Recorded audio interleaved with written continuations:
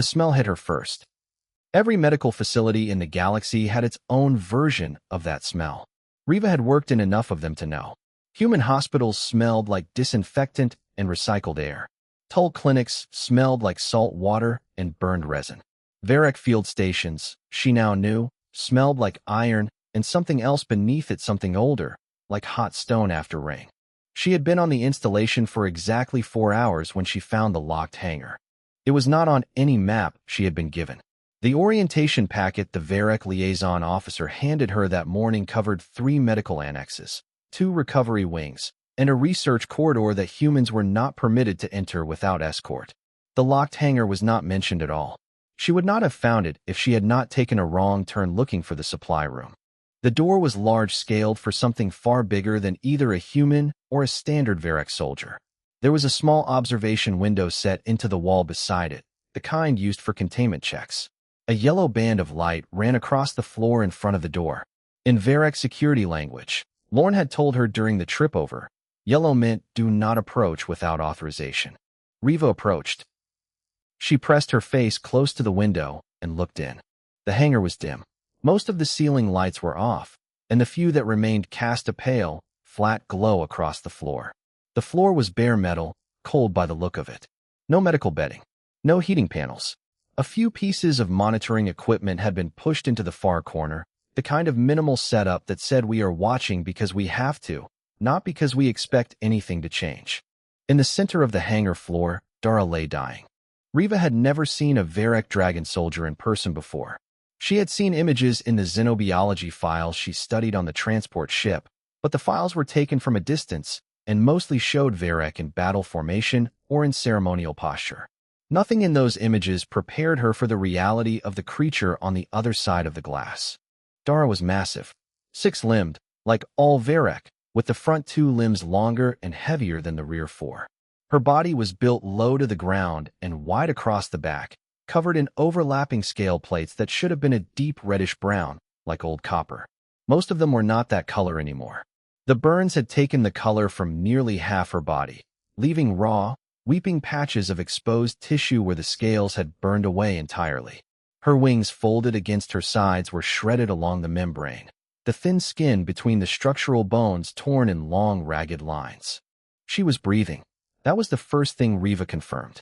The breathing was wrong, shallow, uneven, with a long pause between each exhale that was a second too long, then another that was 2 seconds too long. But the chest was still moving. There was a crest along the top of Dara's skull, a long ridge of bone that Varric used for both display and communication. It was fractured in 2 places. One section had broken at an angle and healed wrong, pressing down toward the neck at a degree that looked painful even from a distance. Riva stood at the window for a long time. She was supposed to be reviewing integration protocols. She was supposed to be meeting with the Varric hospital administrator in 40 minutes to discuss the cross-species triage standards that the new Joint Medical Accord required both sides to implement. She was the only human xenobiology specialist on the installation, and she had a full schedule and a clear mandate and absolutely no authorization to be standing in this corridor. She stayed. Then Dara opened one eye. It was slow, the lid moving like something very heavy being lifted by something very tired. The eye underneath was large, a deep amber color, and it moved with more clarity than the rest of the body suggested was possible. It found the window. It found Riva. They looked at each other through the glass. Riva did not look away. She had learned, working with large animals, that looking away first meant something. She did not know if it meant the same thing to Varric, but she did not look away. After a long moment, Dara's eye closed again. Riva stepped back from the window and turned around. Lorne was standing a few meters down the corridor, clutching his translation pad against his chest with both small hands, his wide amphibious eyes moving between Riva and the yellow line on the floor with obvious anxiety. "Who is she?" Riva asked. Lorne hesitated. "I do not think we are supposed to be asking that." "Who is she, Lorne?" He looked at his pad. He pulled up something, read it, and looked more uncomfortable than before. Her designation is Senior Soldier Dara, last surviving member of the 9th Varric Ground Division. She was recovered from the Scarath front 6 days ago. He paused. Her medical file is marked closed. Closed meaning what? Meaning all treatment decisions have been finalized. Riva looked back at the window. Pull me her full file, she said. All of it. Scans, assessment records, treatment log, everything. Dr. Okafor, the file is marked. Lorne. She said his name quietly, but the way she said it stopped him. Pull the file. He pulled the file. She read it standing in the corridor, scrolling through the scans on her personal display with the kind of focused silence that Lorne had learned meant she was not going to be interrupted. 3 collapsed lung sacs. Severed nerve cluster along the mid-spine. Full thickness burns across 40% of her body surface area. The infection reading was bad, a deep tissue bacterial strain that had been working its way through the burned tissue for at least 4 days before anyone had caught it. 7 different Varric medics had assessed her. All 7 had signed the same conclusion, non-viable. Recovery probability listed as less than 2% by Varric medical standards. A mercy termination order had been filed. Paperwork was processing. 48 hours, give or take. Riva closed the display. She thought about the eye, the way it had moved not randomly, not the unfocused drift of a body shutting down. It had moved with intention. It had found her specifically through a small window in a dim corridor, and it had looked at her directly. Less than 2%, the file said. Riva had spent 12 years as a field medic and 8 more as a xenobiologist. She had worked in 3 active combat zones with equipment that should not have kept a house cat alive, let alone a critically injured soldier. She had learned, over those 20 years, that 2% was not the same as 0. 2% was a number someone had calculated based on what they knew how to do. It said nothing about what someone else might be able to do differently. Find out who I need to talk to, she said to Lorne. Whoever is in charge of this section. I want a meeting tonight. Dr. Okafor.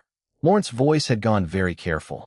The Varric have been very clear that human medical staff are not to involve themselves in Varric patient care during the integration period. The diplomatic situation is. Find me the name, Riva said, and set the meeting. She took one more look through the window before she walked away. Dara was still. The monitoring equipment in the corner blinked its slow, indifferent blink. The floor around the dragon was cold and bare and utterly without comfort. 48 hours.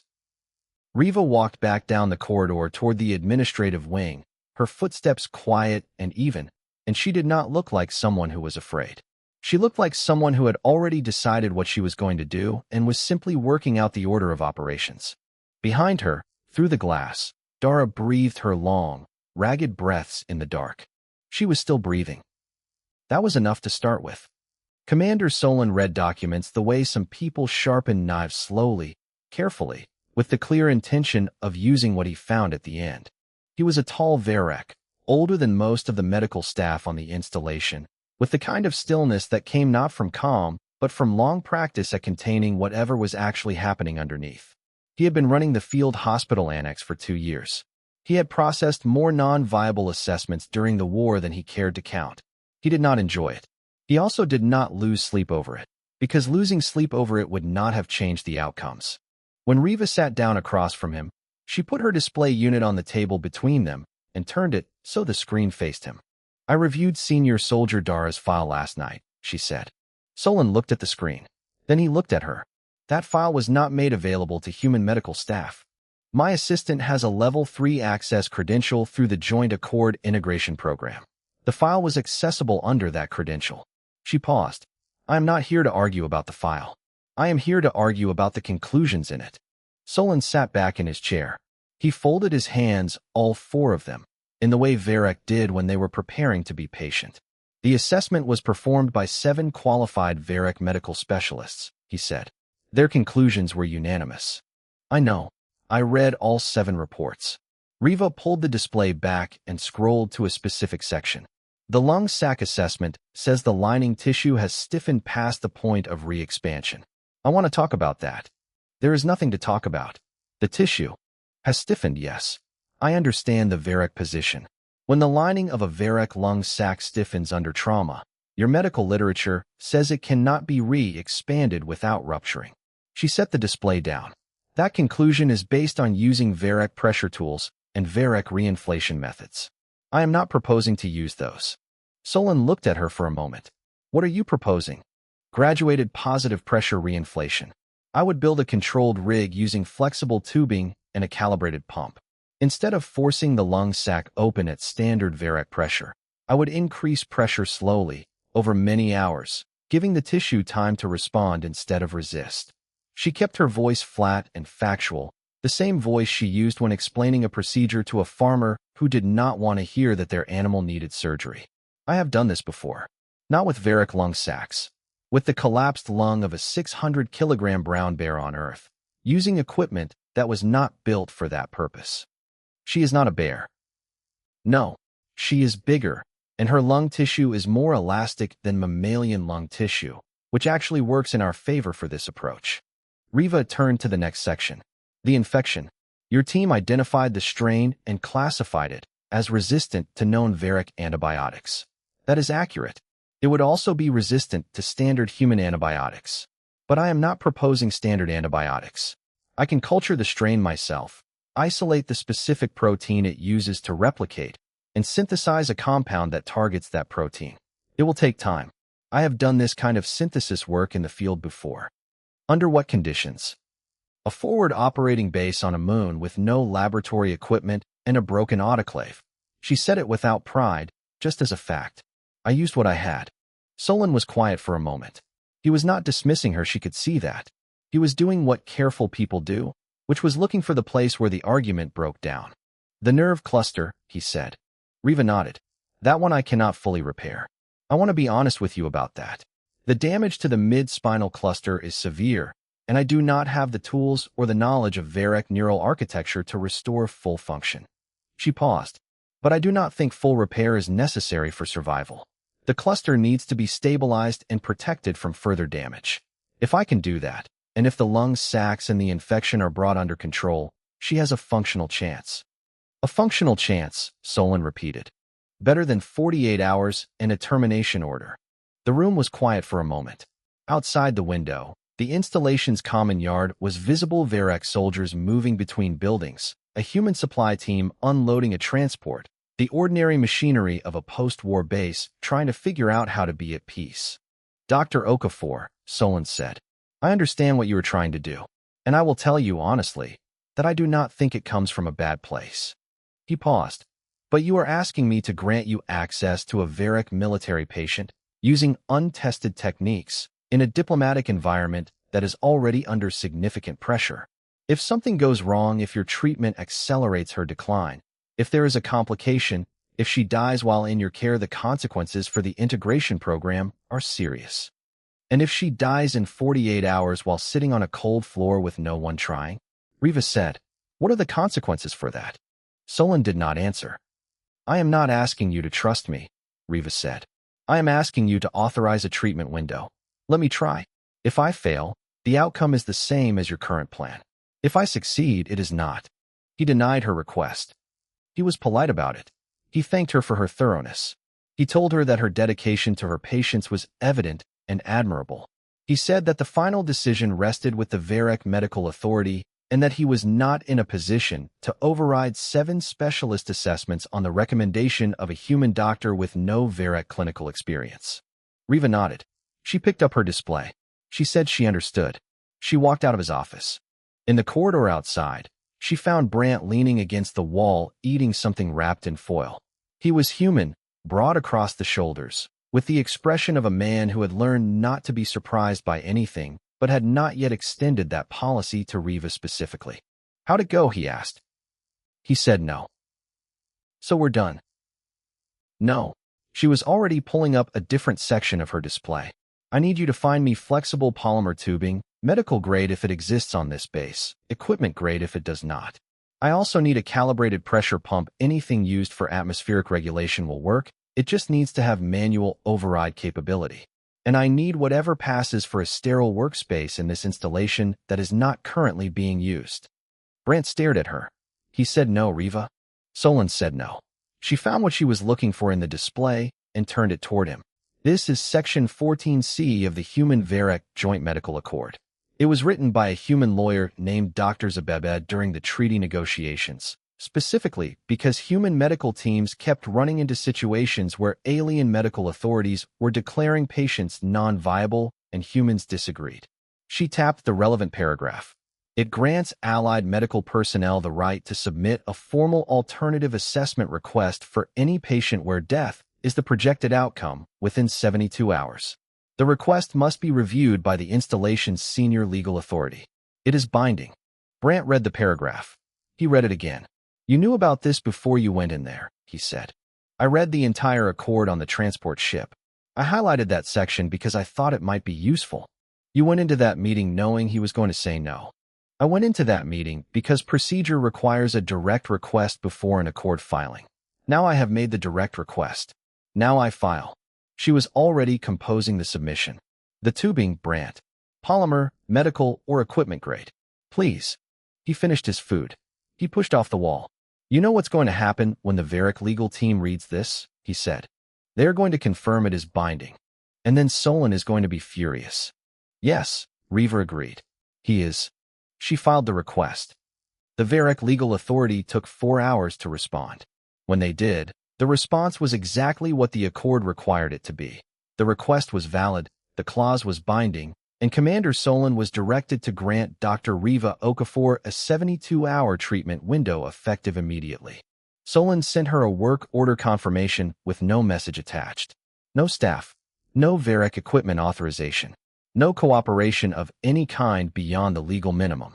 72 hours and an unlocked door. Riva read the confirmation. She looked at the clock.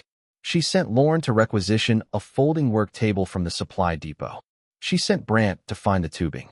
Then she picked up her kit bag and walked toward the hangar, because there was no point in wasting a single minute of 72 hours standing in a corridor. Real medicine was not exciting. It was not fast. It was not clean.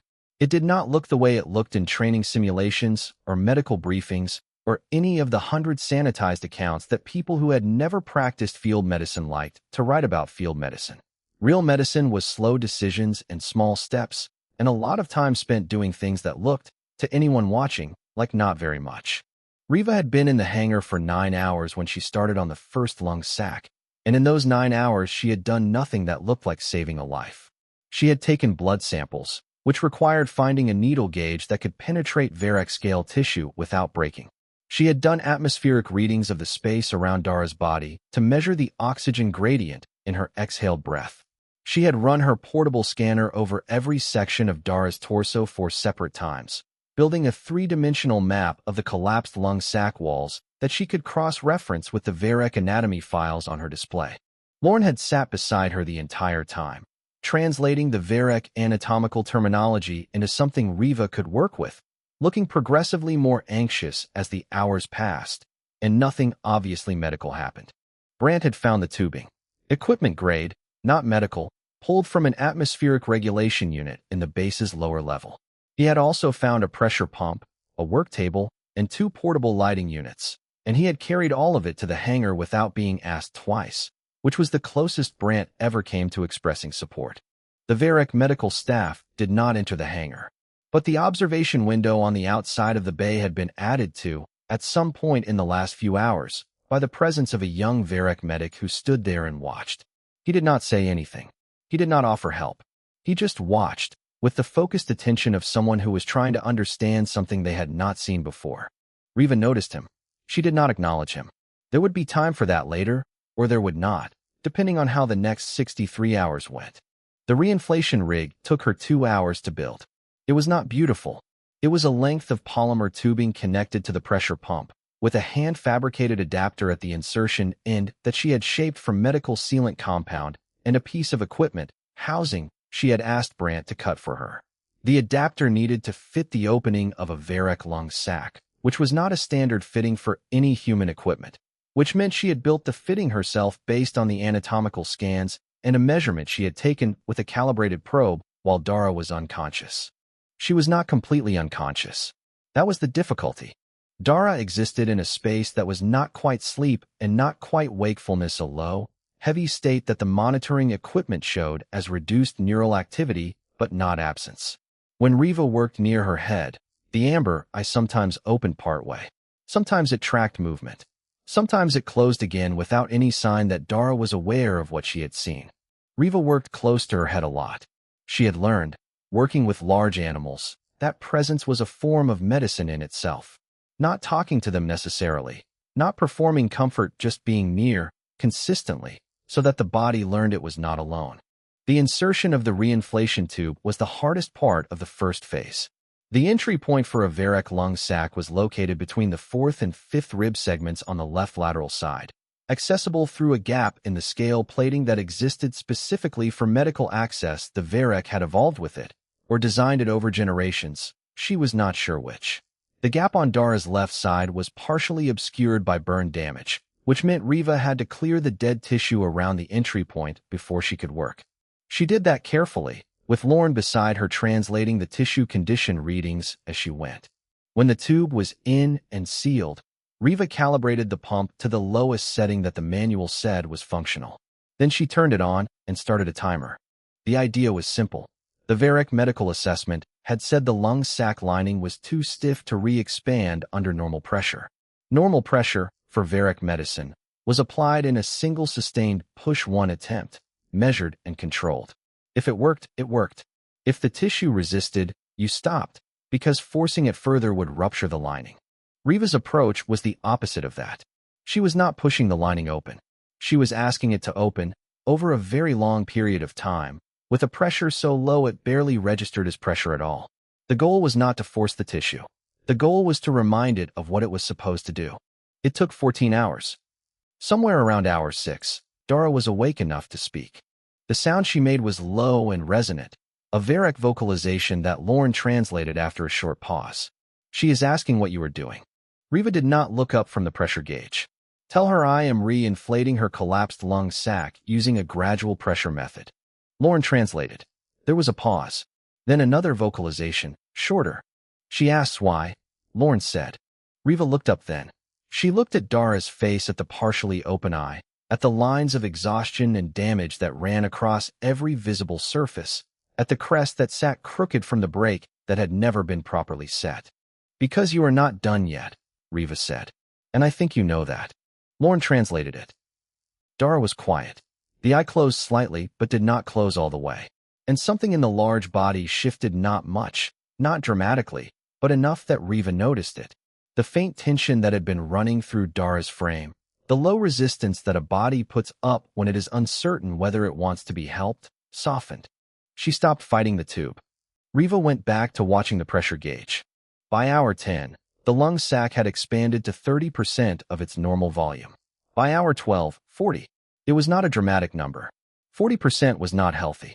But 40% was twice what it had been, and twice what it had been was the difference between each breath being a crisis and each breath being merely difficult. While the reinflation was running, Riva had Lauren help her set up the second problem, the infection. She could not use Varrock antibiotics.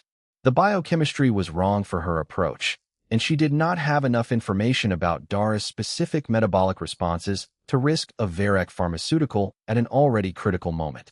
What she could do was what she had done in the field before: culture the bacteria, learn what it was, and build something specific to it. The culture setup used equipment from her own kit, plus 2 pieces of Varrock lab hardware that she had listed in her Accord filing as necessary for assessment purposes. The Varrock legal directive had technically required those items to be provided. Nobody had been happy about it, but they had provided them. The culture took 6 hours to show her what she needed. The bacteria was aggressive and had adapted to resist the broad-spectrum antibiotics the Varrock had tried, but it had a specific structural weakness, a protein it needed to replicate that was unusually sensitive to disruption. Riva had seen that profile before, in a different organism on a different world, and she had synthesized a compound for it using modified antifungal base chemistry. She started synthesizing. Lauren read her the legal note on the 3rd step of the synthesis. This falls under restricted pharmaceutical production under Varrock Accord Protocol 7, he said carefully. Write that down, Riva told him. I am writing it down. In the report I will file when she is alive. Include the date and the exact step. Lauren wrote it down. He did not ask any more legal questions after that. By the end of the 36th hour, Dara's first lung sac had reached 55% volume and held there. Riva moved the tube to the second collapsed sac and started again. The infection compound was ready and had been administered in a first dose, monitored and adjusted twice in the first 4 hours. The infection markers in Dara's blood were not dropping yet, but they were not climbing either. In a body that had been losing ground to the infection for 6 days, stopping the climb was a result. Riva had not slept. Brant came in during hour 37 and put a sealed food container in her hands. She ate it standing at the pressure gauge, tasting none of it. He stood beside her for a few minutes without saying anything, watching the gauge move in slow, small increments. "How bad is it still?" he asked. "Bad," she said. "Better than it was. The nerve cluster I haven't touched yet. That's going to be the hard part. And you have 35 hours left. 34 and a half. He looked at Dara. The dragon was still, breathing more evenly than she had been when they first entered, the rise and fall of her chest slightly less labored than it had been 12 hours ago. "She looks like she's fighting," Brant said. Riva looked at Dara too, at the steady, painful, stubborn rhythm of each breath, drawn in and released with a determination that had no medical explanation, because determination did not show up on any scan she knew how to run. "Yeah," Riva said. "She does." The young Varric medic was still at the observation window. When Riva glanced over, he did not look away. She held his gaze for a moment, then turned back to the gauge. 34 hours. One lung sac partially re-expanded. One in progress. An infection beginning to respond. A nerve cluster that nobody had touched yet. Not enough. Not yet. But not nothing either. Admiral Garev had not come to the installation for Dara. He had come because the council representative was arriving for a 2-day diplomatic session, because the joint accord required a senior military presence at such meetings, and because his shuttle had been redirected from its original route anyway to avoid a debris field from the last Skarath engagement. The installation was convenient. It was a brief stop. He had not intended to leave his transit quarters. Commander Solon came to find him within the first hour. Garev listened to the summary without interrupting. When Solon finished, Garev asked for the file. Solon transferred it to his display. Garev read it standing at the window of his quarters, looking out at the installation yard where a group of human soldiers were helping a Varric loading crew lift a supply crate that was slightly too large for the loading arm. Neither species had asked for the other's help. It had simply happened because the crate was heavy and both groups happened to be there. He read the file carefully. He read the accord clause that Riva had used to force her way in. He read her formal treatment assessment, which was attached as a required document under the clause. It was thorough. He would give her that.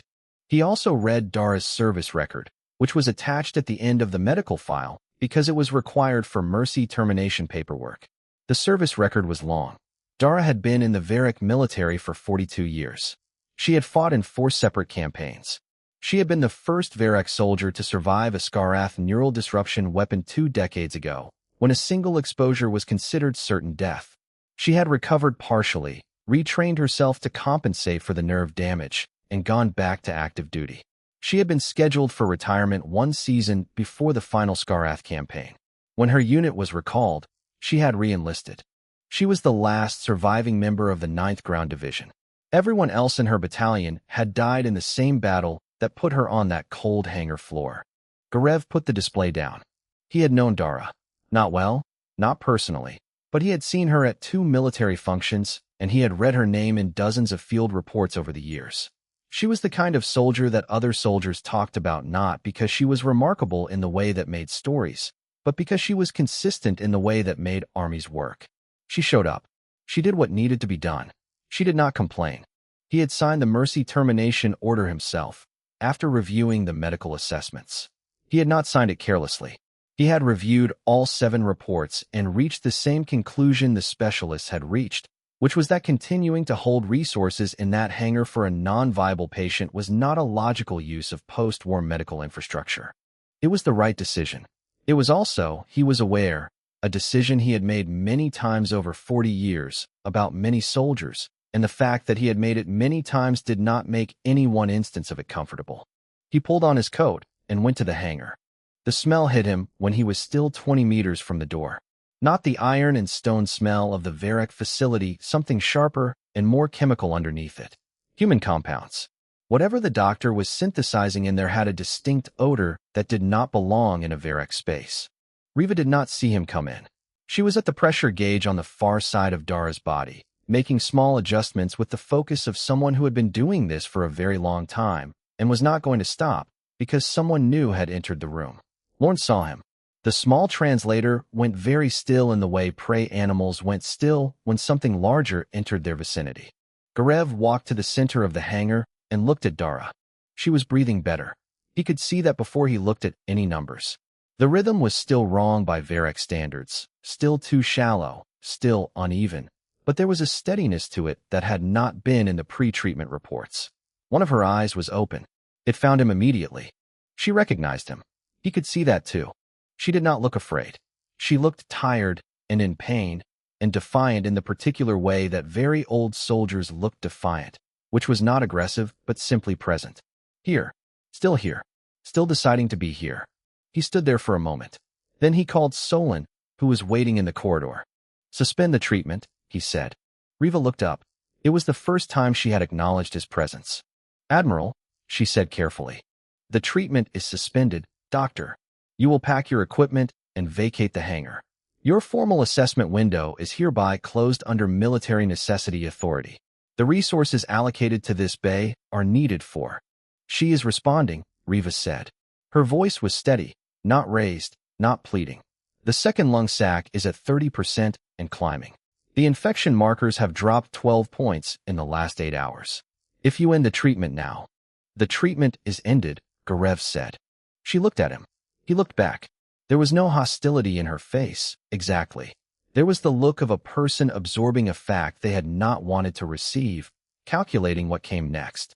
"I would like to note my formal objection to this order," she said. "Noted. Please vacate the hangar." 2 Varric security officers came in from the side entrance. They did not touch her. They did not need to. Riva picked up her personal kit, said something brief to Lorne, and walked to the door. She stopped at the threshold and looked back at Dara. Dara's eye was still open, still watching. Riva walked out. She sat down on the floor of the corridor outside, her back against the wall, her kit bag in her lap. Lorne sat beside her. Neither of them said anything for 2 minutes. Through the closed hangar door, the sound of the monitoring equipment was muffled but present, a soft, rhythmic beeping that had been steady for hours and was still steady now. Still steady. Riva stood up. "Where is the council representative's suite?" she asked Lorne. Lorne looked at her. He looked at the hangar door. He looked at the 2 security officers who were now stationed at the door. "Riva," he said, very quietly, "I think you should think about what you are doing before. Where is the suite?" He told her. She walked. The council representative was a civilian Varric, tall even by Varric standards, with a stillness that was different from Solon's. Where Solon's stillness was control, hers was attention. She listened to everything. She had been on the installation for 6 hours, and she had already spoken to more people, formally and informally, than most dignitaries managed in a full day. When Riva's emergency audience request came through, the representative read the name, thought for a moment, and said she would see her. Riva sat across from her and did not ask for sympathy. She did not explain her emotional attachment to the patient or describe how unfair the situation was.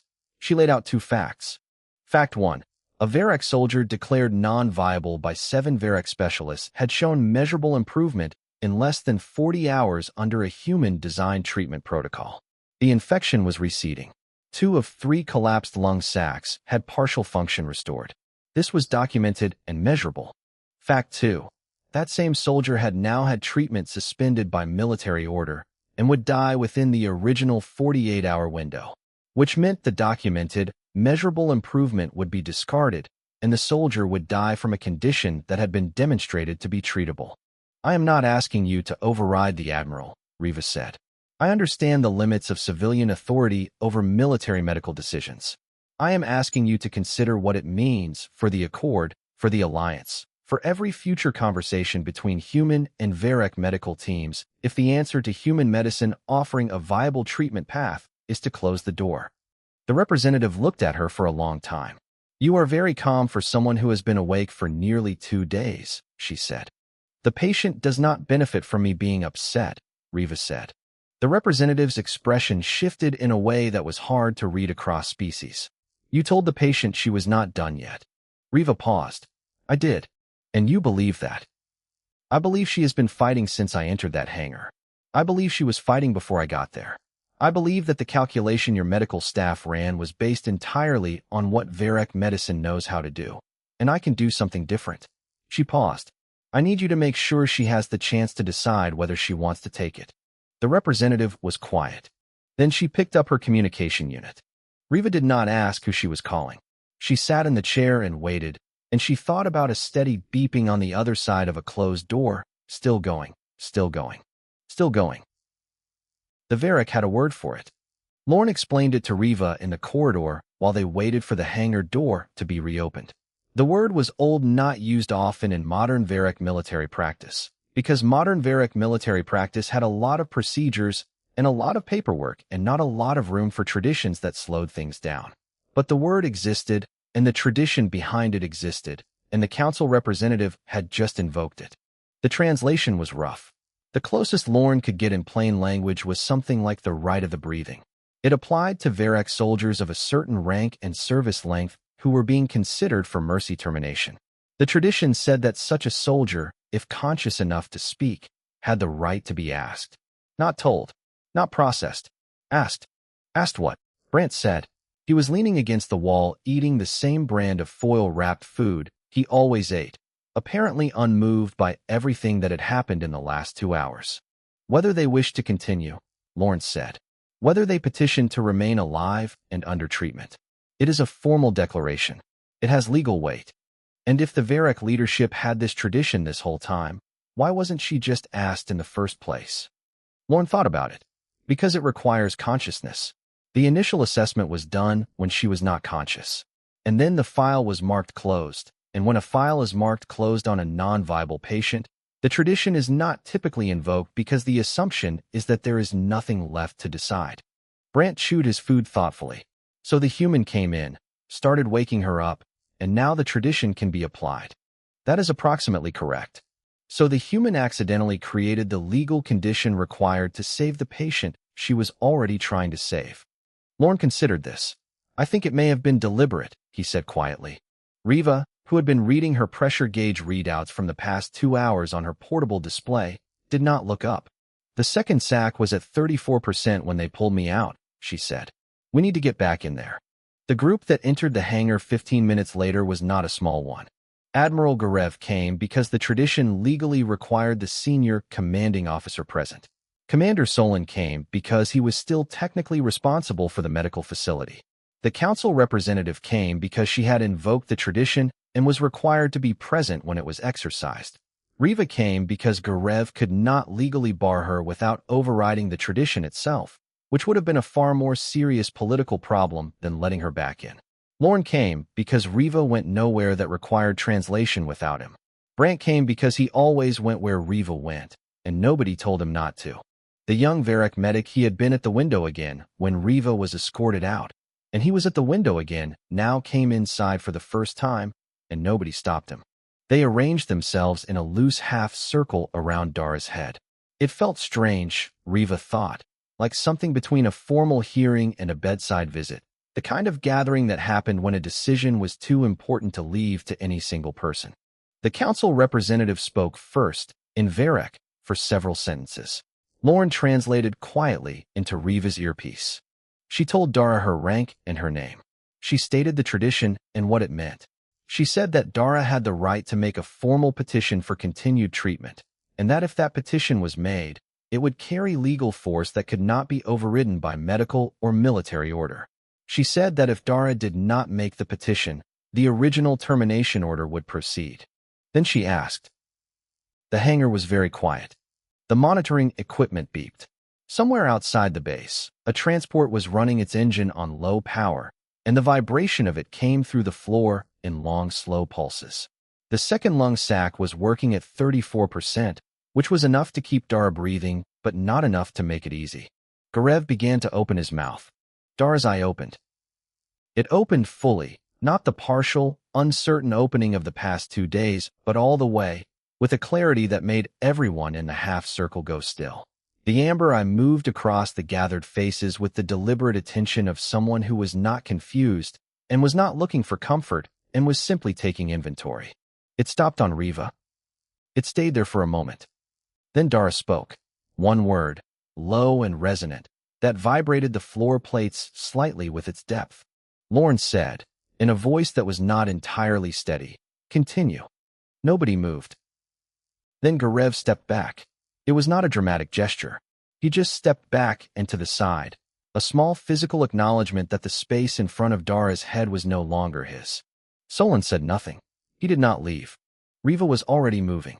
She went back to the pressure gauge, checked the second sack status, made 2 adjustments, and picked up the compound she had been forced to leave mid-preparation. The synthesis needed 2 more steps. She did them at the work table, her hands moving with the efficiency of someone who had been mentally continuing the work even while she was sitting in a corridor and then a diplomatic suite. The young Varric medic stepped forward. He stopped a respectful distance from her work table and spoke. Lorne translated. "He says his name is Feru. He says he has been watching your methods for 30 hours, and he believes he understands the pressure reinflation approach. He would like to assist if that is acceptable." Riva looked at him. He was young. She could see that even across the significant species differences. Young and careful, with the specific posture of a person who is offering something that matters to them and is not sure how it will be received. "Tell him, yeah." She looked at Dara one more time. Dara's eye was steady, not calm. Exactly, there was something burning underneath the steady, something old and decided and not at all resigned. She was not accepting this. She was choosing it. There was a difference. Riva picked up the first instrument and began. 3 weeks passed the way weeks passed on military installations, not quickly, not slowly, but in the particular grinding rhythm of a place that ran on schedules and shifts and had no patience for either excitement or reflection. The war was over. The paperwork that came with a finished war was enormous, and most of the people on the installation were buried in it. Transfer orders, decommission logs, medical discharge summaries, treaty implementation protocols, the kind of work that no one had made room for during the fighting, and that now arrived all at once like a tide that had been held back too long. Riva had added to the paperwork considerably. Her formal violation report alone, the document outlining every Varric pharmaceutical protocol she had breached during Dara's treatment, was 11 pages. She had filed it herself, before anyone asked, because it was cleaner that way. She had included dates, times, compound names, and the specific clause of each protocol that applied.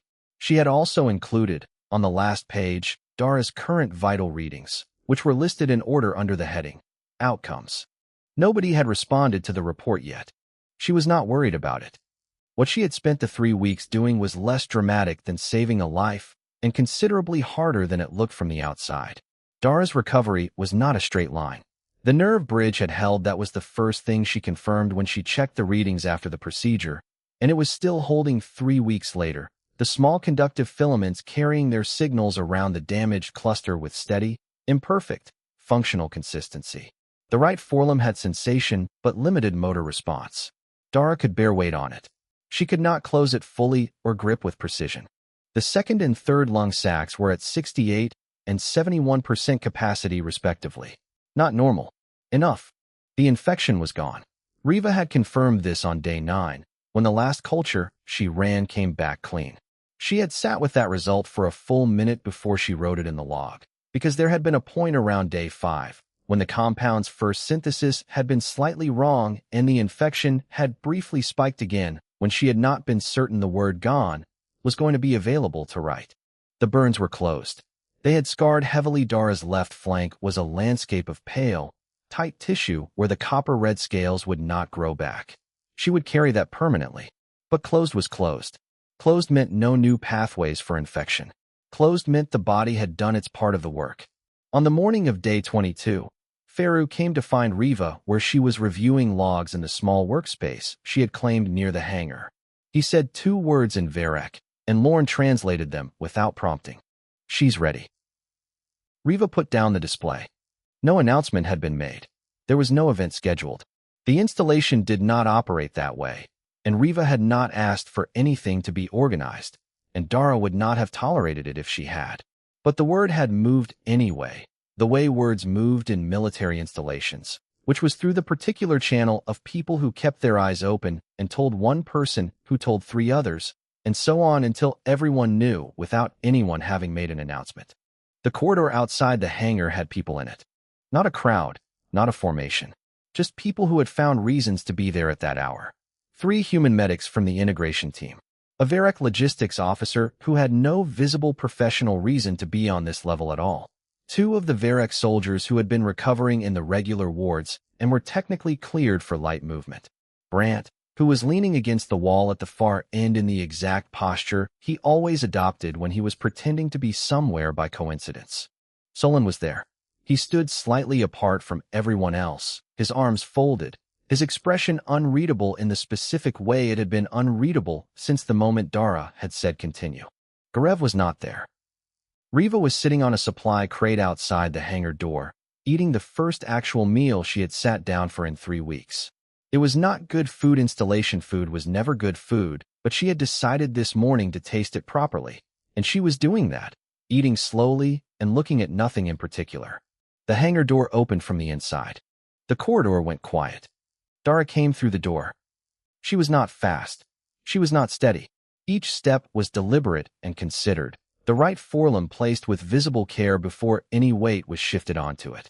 Her crest sat at the angle the brake had forced it to, which was not correct, but was no longer pressing on the tissue below. Her left flank showed its scarring clearly in the corridor light. Her wings, folded against her sides, were scarred along the membranes in long pale lines. She moved under her own power through a doorway that 3 weeks ago she had not been expected to survive. The people in the corridor did not cheer. They did not applaud. The Varec did not do those things, and the humans in the space seemed to understand that this was not a human moment, or rather that it was a shared moment, and the form it should take was not performance, but witness. So they stood and they watched, and the corridor was very quiet except for the sound of Dara's footsteps and the particular breathing that was her breathing, now slightly different from before, working harder than a healthy Varec lung should work, but working. Dara walked the length of the corridor. She stopped in front of Riva. Riva looked up from her food. She did not stand.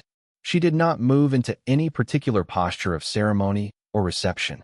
She just looked up at the dragon standing over her, at the amber eye that had found her through a window 3 weeks ago and had not entirely let go since. Dara lowered her head. In Varec gesture language, Lorne had explained to Riva sometime in the 2nd week, there were different kinds of bowing.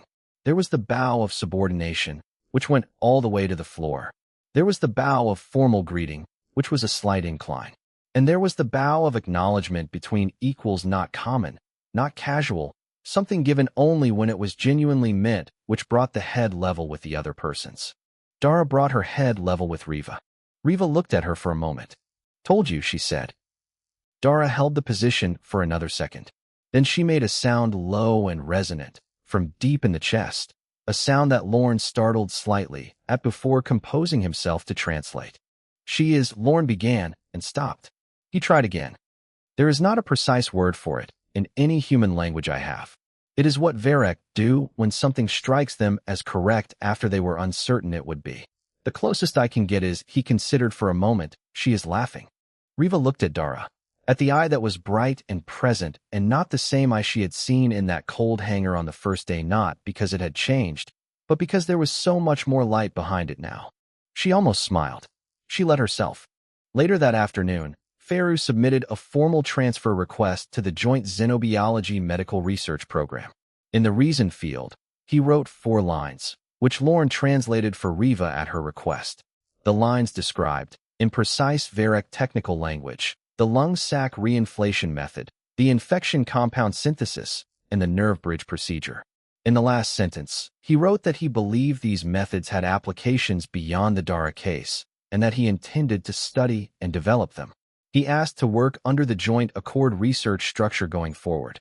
It was the first such transfer request submitted by a Varec medic. Solon received the transfer request the next morning. He read it at his desk. He read it again. He signed the approval form in silence, initialed the required boxes, and set it in the outgoing tray. In the small notes field at the bottom of the form, a field that was technically for administrative use only, and that most people left blank, he wrote 2 words in Varec script. Lorne saw it the following day when he processed the filing copy. He stood at the document for a moment, then went to find Riva. She was in her workspace, writing her formal case report. The document was 10 days overdue, and she had been avoiding it, because writing the final report meant it was finished, and she had not been ready for it to be finished. She was ready now. She was at the last section, the summary outcome field, when Lauren came in and told her what Solon had written. She stopped typing. "What does it mean in plain language?" she asked. Lauren translated carefully. "Assessment, viable." Riva sat with that for a moment. Then she turned back to her report and typed the last entry under treatment outcome. One word. Survived. She saved the document and submitted it, and outside the installation's windows the gas giant that the moon orbited turned its slow and ancient colors against the dark, indifferent and enormous, the way space was, the way it had always been. The war that had brought all of them to this place was over. The alliance that would come after it was still being built, one careful piece at a time, in offices and corridors and treaty rooms. And in a hangar that smelled like iron and hot stone and human pharmaceutical compounds, a dragon breathed in and breathed out in the new rhythm she had learned. Not the rhythm she was born with, but the one she had been given back, imperfect and sufficient and entirely her own. She was not done yet. She never had been.